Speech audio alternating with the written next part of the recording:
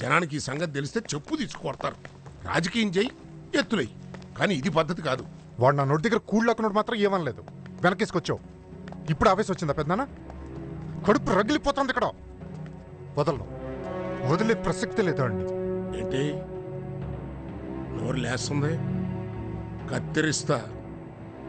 నేను ఆవేశపడేది ఆడి గురించి కాదురా, నీ గురించి. ఇప్పుడు కానీ వెళ్ళి మనం పలకరించకపోతే నువ్వు జైలు కూడి తింటావు. రేయ్, అది సామాన్యుడు కాదురా, చూస్తూ ఊరుకోడు. పదవిలో లేనప్పుడే ఆడు నిన్ను ఒక ఆట ఆడిచ్చాడు. ఇప్పుడు ఆడు సీఎం. అదా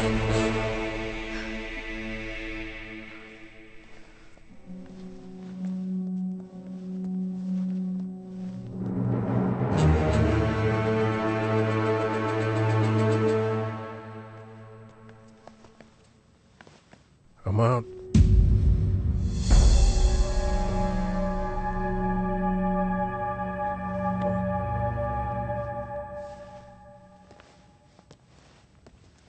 ఎలా ఉన్నావురా? బానే ఉన్నా. అమ్మా, పెద్దనాన్న మొదటి తప్పు, ఊరుకుంటున్నాను. రేపటికల్లా వాడు రెసిగ్నేషన్ నా టేబుల్ మీద ఉండాలి, లేకపోతే జైలుకి పంపిస్తాను. సీఎం అర్జున్ ప్రసాద్ పై జరిగిన దాడికి నైతిక బాధ్యత వహిస్తూ రాష్ట్ర హోమ్ మినిస్టర్ ధనంజయ్ తన పదవికి రాజీనామా చేశారు.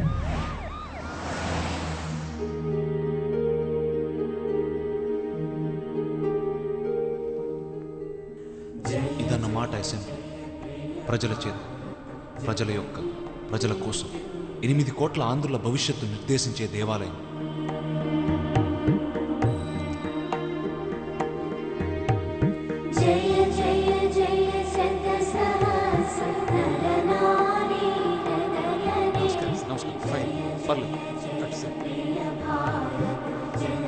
ఇదే సార్ మీ నాన్నగారికి వచ్చిన థ్యాంక్స్. సరే.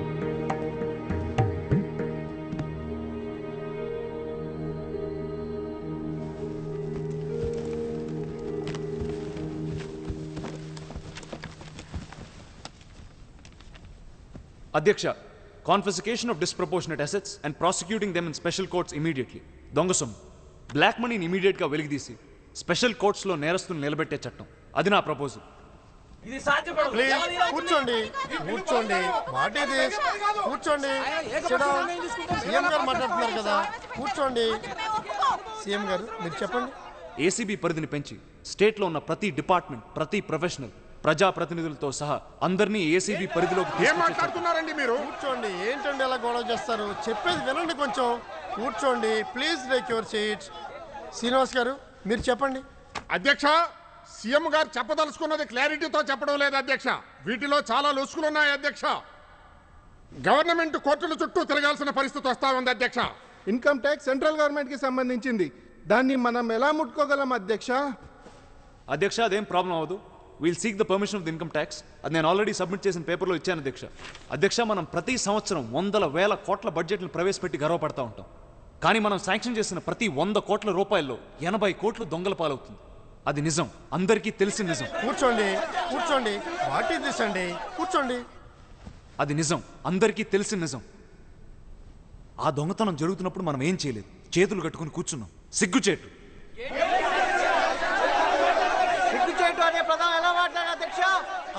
ఓకే ఓకే, సిగ్గుచేటు అన్న పదాన్ని రికార్డ్స్ నుంచి తొలగిస్తున్నాం. సీఎం గారు మీరు చెప్పండి. అవినీతి, అభివృద్ధి ఒక్క దగ్గర ఉండలేవు అధ్యక్ష. మన తాతలు చెప్పారు, భారతదేశం అభివృద్ధి చెందుతున్న దేశం. విన్నాం. తర్వాత మన తల్లిదండ్రులు అదే అన్నారు, ఊరుకున్నాం. ఇప్పుడు నేను అదే అంటున్నా. తర్వాత మన మనవాళ్ళు అదే అంటారు. ఎప్పుడు అధ్యక్ష మనం అభివృద్ధి చెందిన దేశం అని అంటాం? అనలేం. అవినీతిని అంతం చేసే వరకు అది సాధ్యం కాదు. కూర్చోండి, కూర్చోండి, కూర్చోండి.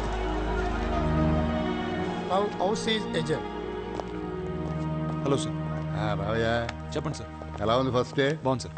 బిల్ పాస్ అవుద్దంటారు సార్? ఛాన్స్ లేదయ్యా. నమస్కారం సార్.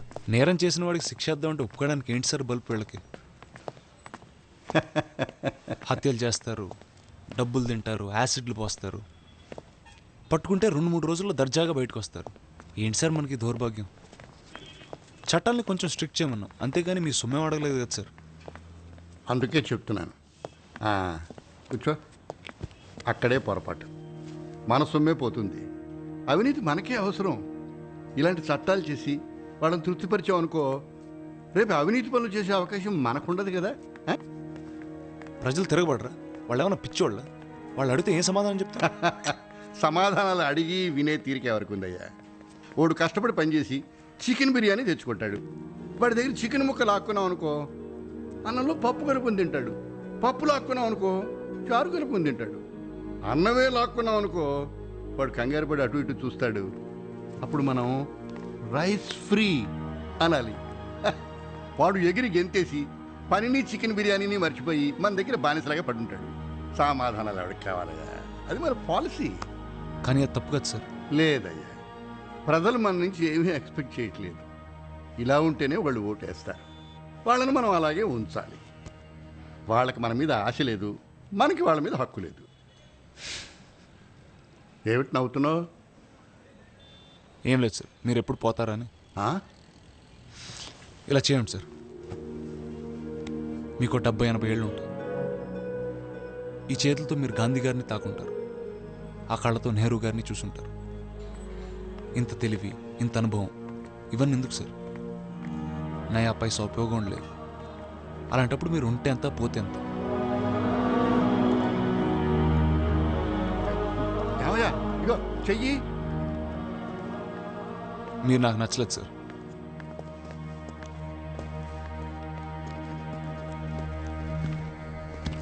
సార్. ఏమిటి, బిల్లు పాస్ అవ్వాలనుందా? అవును సార్. అయితే ఎమ్మెల్యేలని ప్రజాప్రతినిధుల్ని అందులోంచి మినహాయించు. ఎవరు చదువు చెప్పారా నీకు? మా మీదే ఎంక్వైరీలు వేయించుకోవడానికి మేమే చట్టాలు చేయాలా?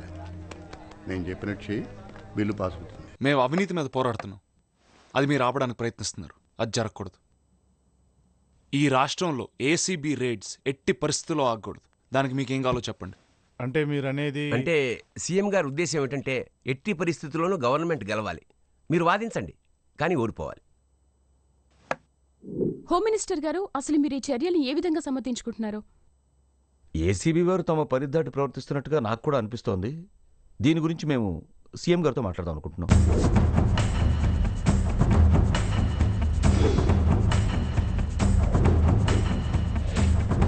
అసలు ఏం జరుగుతుందో మీకు అర్థమవుతుందా? కొంచెం ఆలోచించండి. మీకు తెలియకుండా, మిమ్మల్ని ముట్టుకోకుండా మీ కడుపులు కొడుతున్నాడు వాడు. మీకు మేత వేసి వాళ్ళందరినీ వాడు దోచుకుపోతున్నాడు. రేపు మీ దగ్గర కూడా వస్తాడు. చూస్తూ ఉండండి. నమస్కారం ధనుంజయ్ గారు. సార్ రండి సార్, ప్లీజ్ కూర్చోండి. మీకు తెలుసు కదా, వీళ్ళకి ఇప్పుడే చెప్తున్నా, మీకు అర్థమై ఉంటుంది. ఆ సీఎం గడు మన కడుపులో ఎలా కొడుతున్నాడు. ప్లీజ్ అర్థం చేసుకోండి, మీ పుణ్యం ఉంటుంది. సార్ దింపేద్దాం సార్, ఈ సీఎం మనకు వద్దు సార్. దింపేద్దాం.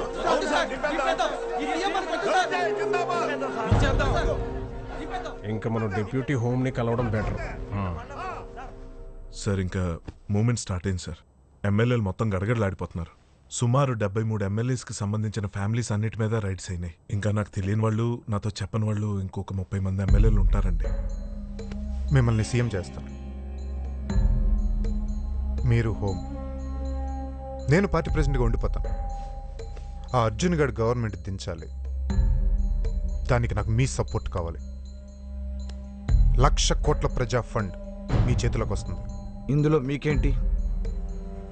అర్జున్ గడ్ చావు. సార్ వాళ్ళు ఏ మూమెంట్లోనైనా వాళ్ళు పార్టీ మీటింగ్ పెట్టుకునేలా ఉన్నారు సార్. అసలు వాళ్ళ టార్గెట్ వచ్చే ఎలక్షన్స్ కాదు సార్. నాకు తెలిసి ధను టార్గెట్ మిమ్మల్ని దింపడం.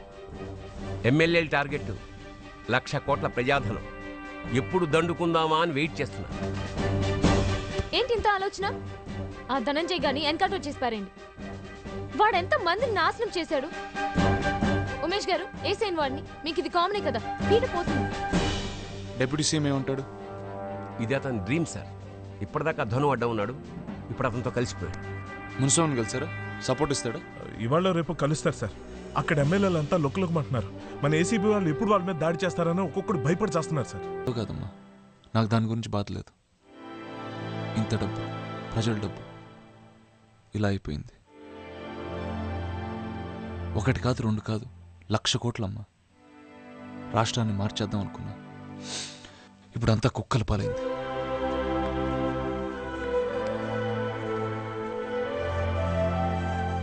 నాన్నగారు చనిపోయినప్పుడు కూడా ఇంత బాధ చూడలేదురా.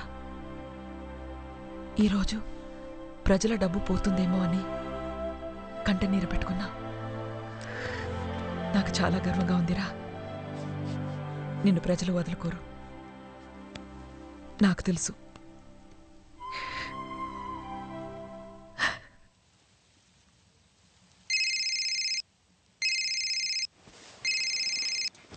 హలో అర్జున్ గారు, అర్జున్ గారు, నేను అర్చన. హలో, ఎవరండి మీరు? Due remember me? ఇతను మోహన్, పోలీస్ వాడు. అంటే గిరిజన్ పోలీస్. ఈ ఊళ్ళోనే ఒక గిరిజన అమ్మాయి మీద అత్యాచారం జరిగితే ఐ థింక్ ఎమ్మెల్యే కొడుకు వాడిని అరెస్ట్ చేయలేదని ఉద్యోగానికి రిజైన్ చేసి నిరాహార దీక్ష చేస్తున్నాడు 12 days నుంచి. ఏం తినలేదు. ఎవరండి మీరు? నా నంబర్ ఎలా వచ్చింది మీకు? నేనేం చేయగలుగుతాను ఈ టైంలో? మీరు ఇతనికి న్యాయం చేస్తానని ఒక మాట ఇస్తే ఇతను ఇప్పుడే ఏదో ఒకటి తాగుతాడు. ఈ టైంలో ఇప్పుడు దీనికోసం ఫోన్ చేయాలి? రాత్రి 12:30 అయింది. నేనేం చేయగలుగుతాను? ఆ సోషల్ వెల్ఫేర్ మినిస్టర్ ఫోన్ చేయండి. వాడిని మీరుగా ఎన్నుకుంది. వాడు వచ్చి తాగిస్తాడు జ్యూస్ మంచినీళ్ళు. సీఎం గారు ప్లీజ్, ఇతను చావు బతుకుల్లో ఉన్నాడు. ఎవరు హెల్ప్ చేయడానికి రావట్లేదు. మీరొక్కరే ఏదైనా చేయగలరు. అండ్ మోర్ ఓవర్ మీకు కావాల్సిన నిజాయితీ గల వ్యక్తి ఇతను. నాకు అక్కర్లేదండి, నాకు అవసరం లేదు. నేనేం చేయలేను. ప్రజలకి నిజంగా నిజాయితీ కావాలనుకుంటే వాడు బతుకుతాడు, లేకపోతే వాడు కర్మ. అర్జున్ గారు ప్లీజ్, మీరే ఇలా అంటే ఎలా చెప్పండి? ప్లీజ్ నన్ను ఇరిటేట్ చేయొద్దు. సారీ.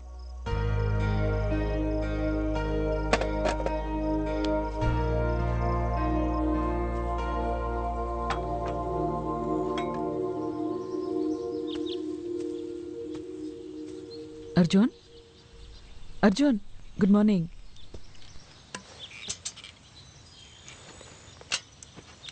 కాఫీ. థ్యాంక్స్. లోపల పడుకోవచ్చు కదరా? ఇక్కడే నిద్ర చేసిందమ్మా.